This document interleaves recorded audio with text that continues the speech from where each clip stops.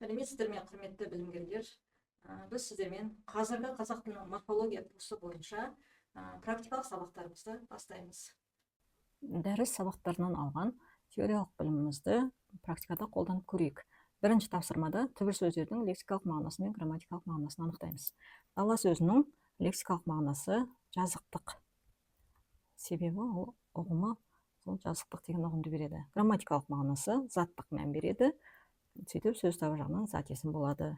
Оның ішінде деректі, жалпы, жансыз зат атауын білдіру болады, немесе ғаламзат есімі деп айтамыз. Арман сөзін екі түрлі мәнде түсінеміз. Біріншіден, адамның ой, қиял, сезіммен байланысты абстракт ұғым болатын болса, екінші кісі есімі бар арман деген. Сондықтан біз кісі есімі мәнін қарастырып көрейік. Кісі есімі, бұның да мағынасы заттық мән болады. Заттық мән деректі болады, жанды зат атауын білдіреді, және жалқы зат атауын білдіреді. Немесе оны адамзат есімі деп айтамыз. Ащы сөзінің лексикалық мағынасы тұзды, тұзы өткір, дәмі өткір деген секілді мағынада түсінетін болсақ, грамматикалық мағынасына сын есімді білдіретін сапалық сындық мағына деп түсінеміз. Екінші тапсырмада сөздердің тұлғасын анықтап, түбір мен қосымшаға ажыратып, олардың мағынасын көрсету керек. Сөзді дұрыс, сөйлемдегі сөздерді дұрыс талдап, тұлғаларды дұрыс ажырату үшін бірінші кезекте сөйлемде бастауыш пен баяндаушты тауып алу керек. Қайтеді көрсетіп тұрады, көрсетіп тұратын не?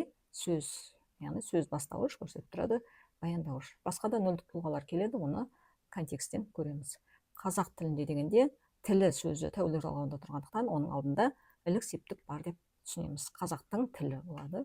Сонда қазақ сөзінің лексикалық мағынасы бар, ол ұлт өкілі, ал грамматикалық мағынасы заттық мән беру, деректі, жалпы, жанды зат атауын білдіру. Ал нөлдік тұлға арқылы ілік септік ашық қолданылса меншіктік мағына береді, түсіп қалған жағдайда меншіктік мағына әлсіреп қатыстық мағына береді дейміз. Сондықтан бұл жерде қатыстық мағына беріліп тұр. Тілінде түбірі тіл, бұл да заттық мәндегі сөз, зат есімге тән мағыналар бар. Деген тәуелді жалғауы тәуелдік иелік мағына береді, үшінші жақтық жекешелік мағына. Інде жатыс септігі, оның негізгі мағынасы орын мекендік мағына. Бұл жерде бірақ нақты орын мекен жоқ, бұны жанама нысанды, объектіні білдіру дейміз. Таза сөзі түбір, сындық мағына беріп тұрған сөз, сапалық сынды. Адам түбір сөз, заттық мән беріп тұр.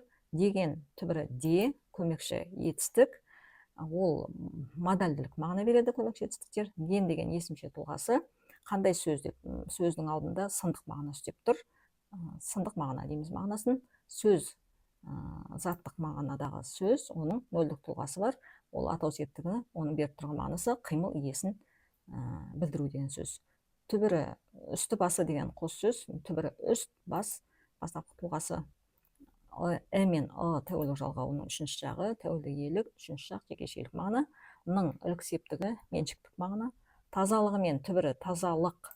Біз морфологиялық талдауда туынды түбір болатын болса, соны түбір күйінде аламыз. Себебі басқа тұлғалар осы түбірге, туынды түбірге жалғанады.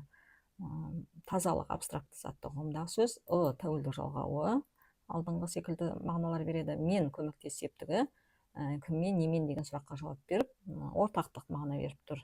Бірге деген шылау сөз, ол сөз бен сөзді байланыстырып, байланыстыру үшін қолданылып тұр дейміз. Ар ұятының түбірі ар ұят, тәуелді жалғауы, тәуелдік иелік мағына, үшінші жақ жекешелік, ның меншіктік мағына. Тазалық түбір, тәуелді жалғауы, алдыңғы мағыналар секілді, ны тап септігі тура объектіні білдіреді. Да деген шылау күшейту мәнін істейді. Көрсетіп түбірі көрсет, іп деген көсемше жұрнағы, екі етістікті байланыстыру дәнекер қызметін атқарып тұр, әрі қимылдың сипатын білдіріп тұр. Тұрады түбірі тұр, көсемше жұрнағы шақтық мағына, ауыспалы шақты беру үшін қолданып тұр. Д жіктік жалғауы үшінші жақтық жекешелік мағына беріп тұр. Келесі тапсырмада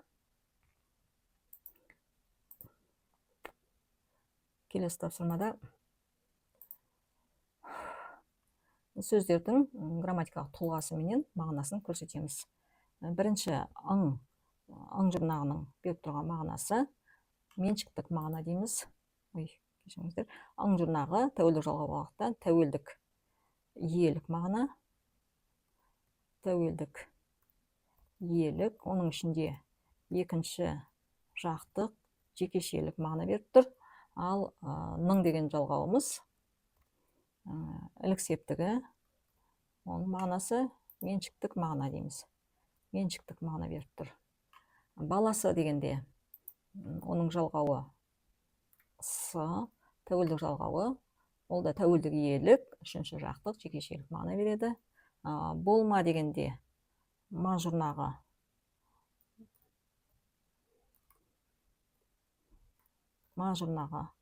болымсыздық мағына беретін болса, одан кейін нөлдік тұлға бар. Себебі бұл сөзіміз жіктеліп қолданылып тұр. Бұйрық райда жіктеліп тұр, сондықтан бұйрықтық мағына бар, екінші жақтық мағына бар, жекешелік мағына бар, анайылық мағына бар деп түсіндіреміз. Адамның баласы бол дегенде қосымшамыз ның жалғауы, оның беріп тұрған мағынасы меншіктік мағына. Баласы дегенде алдыңғы секілді үшінші жақтық жекешелік тәуелдік иелік мағына. Болдың ерекшелігі бұлда нөлдік тұлғада тұр, оның беріп тұрған мағынасы бұйрық райда жіктеліп тұрғандықтан бұйрықтық екінші жақтық жекешелік анайылық мағына дейміз. Тура осы секілді талаптың жолы тастан да ауыр деген мысалды талдап көріңіздер. Келесі тапсырма, сөздерді сөз формасына қарай бөлшектейік. Қуант таныс құрбыны бақыт тілеп қол алды. Екі сөйлем. Бірінші сөйлемде қуант сөйлем баяндаушы, кім қуантады, сен қуант дегеннен кейін жіктеліп тұр деп түсінеміз. Яғни жікті жалғауымен келген синтетикалық формалы сөз. Таныс дегенде кімді қуант, танысты, бұл да тап септігінде тұр. Синтетикалық формалы сөз. Құрбыны да синтетикалық формалы сөз. Бақыт тілеп дегенде бұл күрделі етістік, қосымшамен келіп тұр, синтетикалық формалы сөз. Қол алда дегенде қол ал идиомаланған етістік, күрделі етістік, оған дашылау қосылып тұрғандықтан үшеуін бірге аналитикалық формалы сөз деп айтамыз. Не тілесең, нені тілесең, бұнда нөлдік тұлғада тұр, синтетикалық формалы сөз. Тілесең, тіле, се, қосымшалармен келіп тұрғандықтан синтетикалық формалы сөз. Ал бұл күні деген, қашан деген бір ғана сұраққа жауап беріп, істеуге айналып тұр. Бүгін деген сөздің толық нұсқасы деуге болады. Бұны түбір сөз ретінде қарастырамыз. Бұл сөз формасына кірмейді. Орындалар қосымшамен келіп тұрғандықтан синтетикалық формалы сөз болады. Сол дегенде түбір сөз, ол сөз формасына кірмейді. Алда дегенде істеу, түбір сөз, қашан деген сұраққа жауап беріп ол да сөз формасына кірмейді. Тура осы секілді екінші сөйлемді өздеріңіз талдап көріңіздер.